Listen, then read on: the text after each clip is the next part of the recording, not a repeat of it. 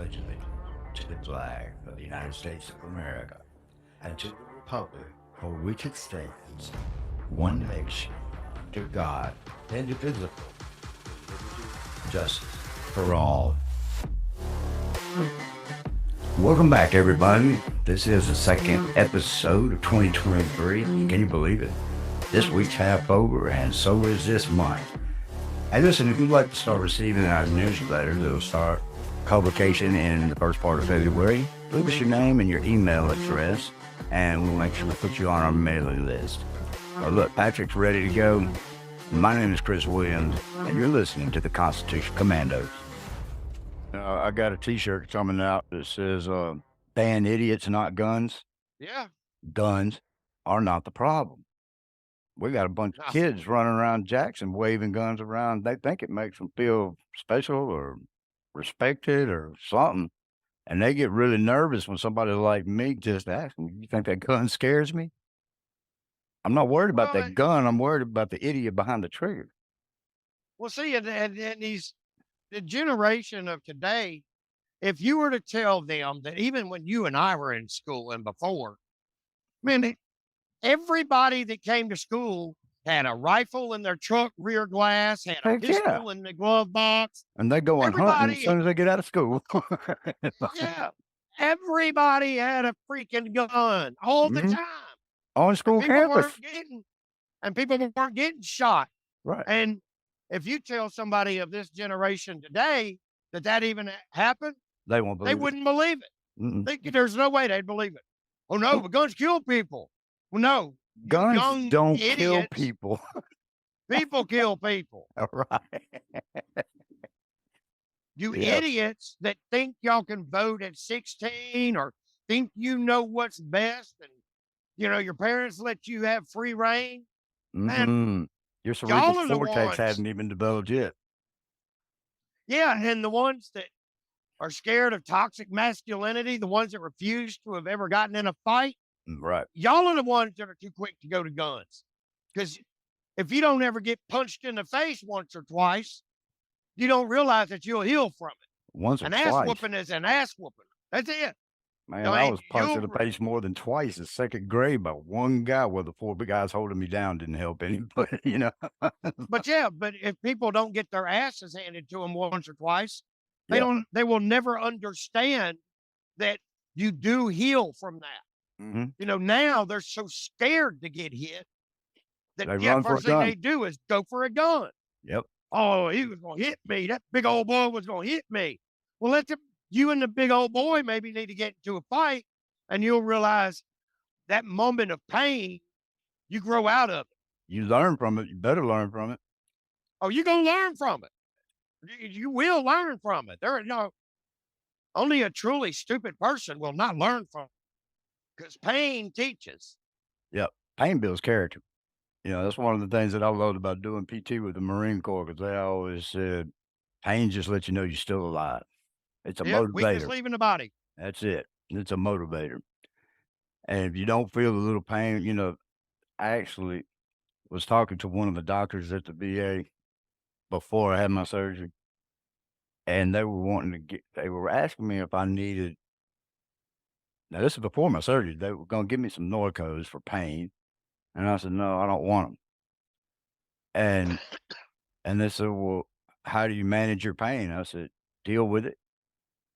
And they said, you sure you don't want some Norcos to knock the edge off or something? I said, no. I said, because if I numb the pain at all, I'll probably do more damage to myself simply because I can't feel it. I'm more apt to be cautious if I can feel the pain than if I don't feel the pain. And I got that strange look. On top of that, they could give a rat's ass about your pain level. They don't care. They just want you on drugs. Big Pharma is what gives them their paycheck. So, I mean. Yeah, that's all they care about. They could care less if you're in pain or not. If you're dealing with discomfort. They want that dang paycheck, and they want to feed the monster. Well, when I got done with my surgery, they told me to stop by the pharmacy and pick up my Norcos. And I said, if it's all the same to you, I'd just as soon get Toradol. And they said, why do you want Toradol?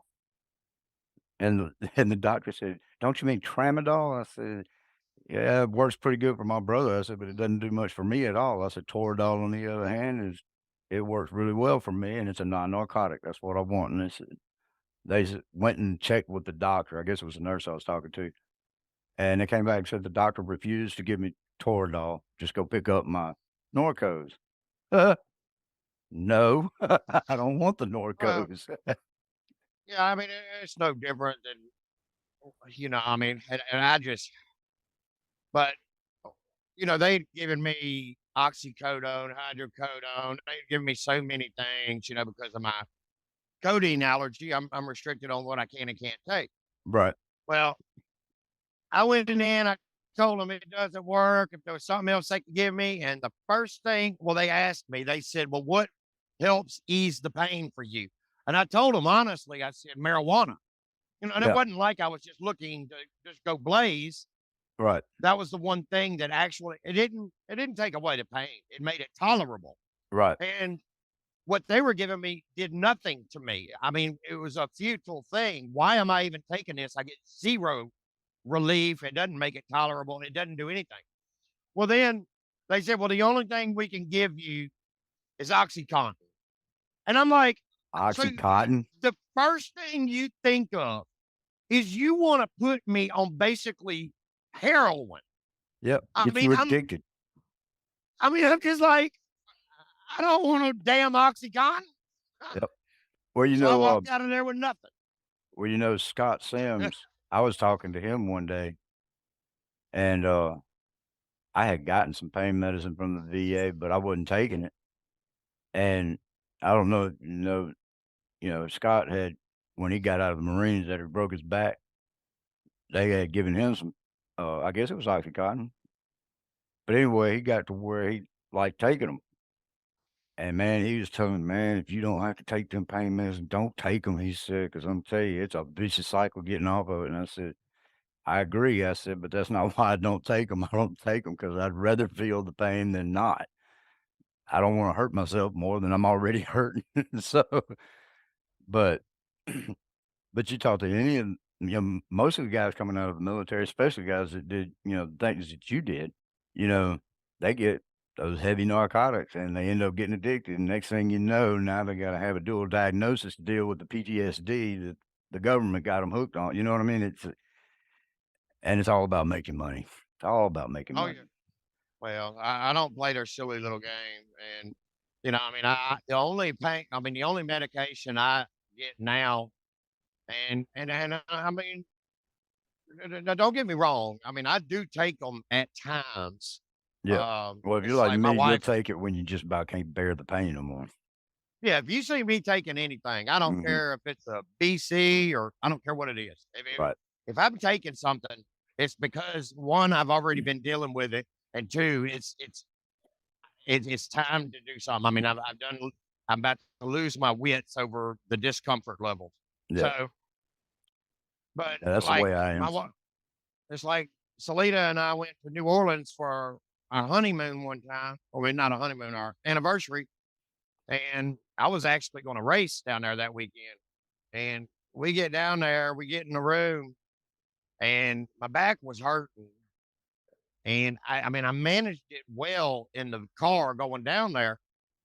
But after we got there, I mean, it was just getting worse and worse and worse. I mean, we went out to eat, we did, our evening, and it was just progressively declining my condition.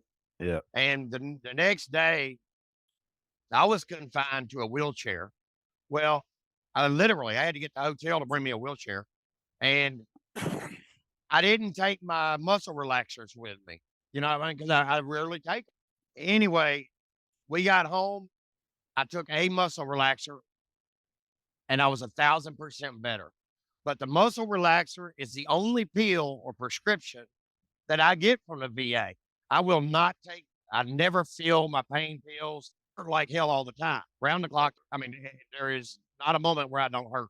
Right. But the muscle relaxer is the only thing that provides a level of relief that when I am at my worst, I'll take it. Well, so now that's me with the Neurotins, which is basically a nerve pain pill. I got the sciatica, and I deal with that all the time, but not to mention my ankles rolling out from under me because I messed them up pretty good in the military, but, you know, I've got, like, what, probably 3 or 4 months worth of prescriptions that I don't take, you know? But when it gets Yeah. bad, oh, I gotta take one. I took one day, and Laura looked at me and she said, "Did you just take a Neurontin?" I was like, "Yeah, I'm hurting." And that's when I'm basically crying because 'cause I'm hurting. I mean, when I get to the point where I can't move and it's hurting so bad I can't see, and I'll go ahead and take one, but I try not to take them even then, but anyway, have you heard anything more on the Kari Lake deal down in Arizona? I have not. I know she was turned down by the The Supr Arizona Supreme Court, Yeah, um, they didn't which even means look she at it. has to take yeah, she's gotta go to the appellate court, and, I really haven't heard much more about it. You know, I don't know exactly where it stands. I firmly believe that she has a case. I think that Not only the it's case, one she had the more votes. I think it's one more blatant sign that the judiciary or the judicial system is Mhm. compromised. Um, I just, I'm almost speechless. There was enough stuff provided, and it was public knowledge over that Yeah. election that totally tells me that the election was fraudulent or tampered with. Like Well, the there was wrong size overwhelming evidence ballots. that she had the votes, not if for no other reason. I mean, Arizona's a border state. Well, we're all border Yeah. states now, but Arizona's a border state. They are all fed up with the trampling of these illegals coming into our country. And it was pretty well known that even the Democrats that were fed up with the system they got were voting for Kari Lake. And I mean, what I saw anyway from the election results and not what was reported on the news, but what was investigated, Kari Lake won that thing by a landslide. Yeah. But see, the things that, okay, see, this is the thing that I have question with. Okay. The Arizona Constitution, now granted, I haven't read the Arizona Constitution. So what I'm going to say is what I'm going to say based off of people that do live in Arizona that Mhm. have cited Arizona Constitution and studied it. All right. Number one, the only thing the court requires is for there to be uh, enough people that have a doubt in the way, just a doubt of the validity of the election. Okay. Now, you've got all of these people in Republican areas, and their counting machines didn't work. Okay. So you had people waiting in lines for hours, and many of them left without voting because the lines were so long and it wasn't never going anywhere. You know, they were just sitting there. Right. So a level of disenfranchisement, basically. There are But they so don't even many. really know that the election machines weren't working, right? That's just what they were told. No, the tabulator machines were not working Oh, okay. because the damn ballots were printed in the wrong size format because so that the ta- what tabulating machine would not even scan it because it was the wrong size. And Oh, this only happened in deep Republican districts. like Cochise and Maricopa County. Correct. And there was a shitload of them. And these changes were admittedly done right before, like a day before the election. Yep. Admittedly. Okay. You already have confidence. Well, Alright, say that again. according to the Arizona, You went out. the people of Arizona do not have full confidence. That has been proven and substantiated. Well, Right. according to the Arizona Constitution, I mean, nobody said that they won't, don't just go give it straight to Kari Lake. Do another election, paper ballots. Well, that's what needs to be done anyway, across the country.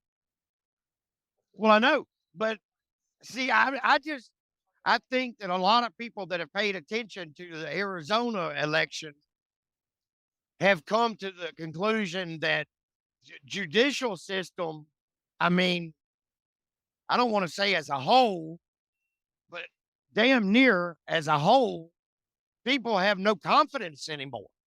Yeah. Well, And people are losing confidence, not just in the judicial system, but everything government, period. I mean, y- yes, but the judicial system is supposed to be our last yeah, bastion of hope that's right. as Americans. That's supposed to be what guarantees, well, the Constitution guarantees our freedoms, but the judicial system is supposed to be where when we have a grievance, They're that's one of supposed to our settle it. rights. Yep. That's right. And when people lost faith in that, not just the government, but yeah, that is our check on the government. Our last stand And people against the government. Yeah. and people have lost complete faith in it now.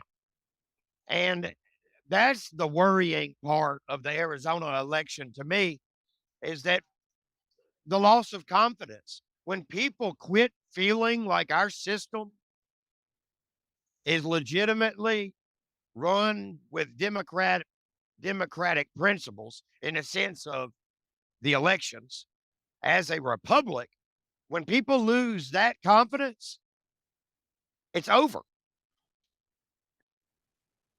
Yeah. I think we're pretty close to that too.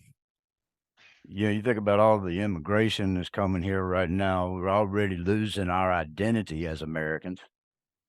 Yeah. And, you know, then you lose the confidence in the system that's that was established for the people. You know, you don't have anything really now. I mean, like you said, once you lose the confidence, at least in the judicial system, you have absolutely nothing. So Yeah. what do you fight for now? What do you stand for? And since that is basically the arm of the government that has been commissioned with settling grievances, and not just that, then you have to look at the enforcement arm. People have lost faith in both of those. And yeah, it's Yeah, definitely in the enforcement side. When you talk about the FBI, especially, I mean, well, they even just regular police departments, man. It's right. just become so we live in a banana republic, man. It's, Well, I mean, like I Guatemala's said, population's only 150 right now, so I mean, well, I think Biden now, after he left El Paso, or while he was in El Paso, he actually he went. said, yeah, but only after the mayor rounded up all the illegals, housed them in gymnasiums and so forth, and in Mhm. community centers to get them off the street. That way it wouldn't be bad optics for when president was there. Oh, so the Well, president come back and continue the lie. There's not a problem. yeah, but now he said that he's going to start flying 30,000 illegals a month into the country. They won't even have to cross the border. He's going to fly them. Are you kidding me? When did he say this? So, while he was in El Paso, Oh my god. Well, I this is guess the plan. This yeah, it's is the definitely plan. that is their plan for sure. I just hope I just hope more states governors start acting like Greg Abbott and Ron DeSantis and start sending some of these illegals to places like New York and Martha's Vineyard and I mean, something's gotta be done though about stopping it. Well, we also need uh what do they call it of the states where they all come together. It takes like what A majority vote. yeah, what the heck is that called again? And I just my mind just jumped ship. I don't know why. I know what you're talking about, and I can't the word that comes to mind is quorum, but that's not it. No, it's Um, yeah, but it's like a union of the states. I can't, but they come together and override the federal government, yeah. and that's. kind of what we need right now, man.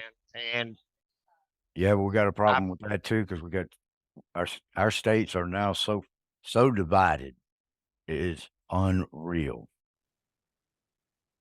well, I mean, and you'd have to have a majority of the states to override whatever the federal government's doing, oh yeah,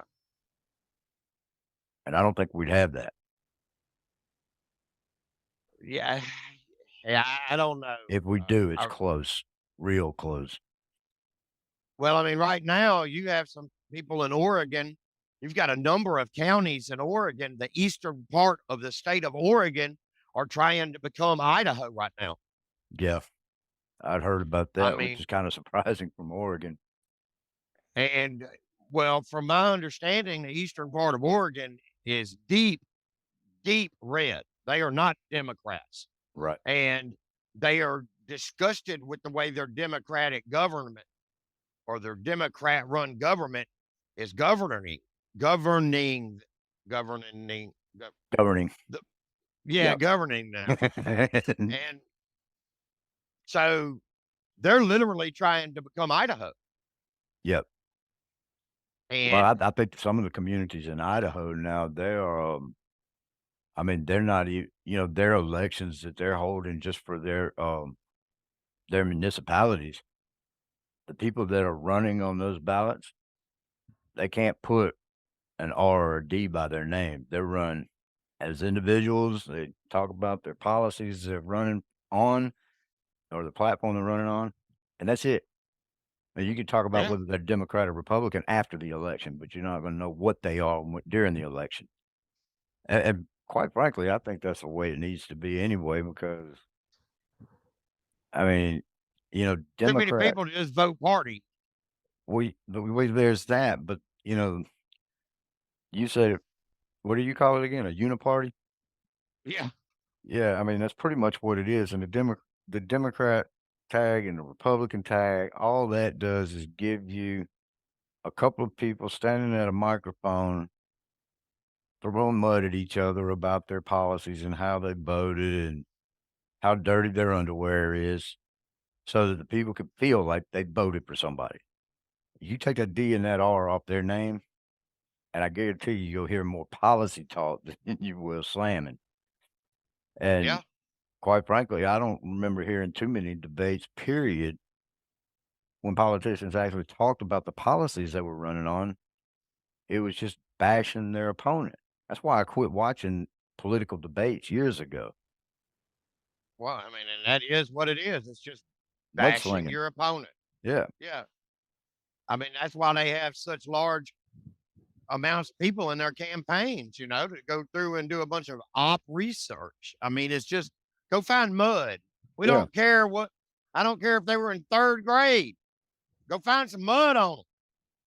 Which is I mean, it's, absolutely ridiculous because by the time the Democrats do it and the Republicans do it too.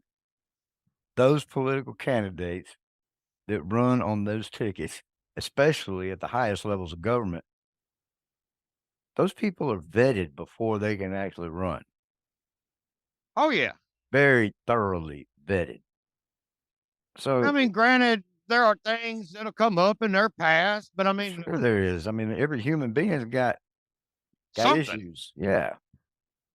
You're not gonna find a perfect human being.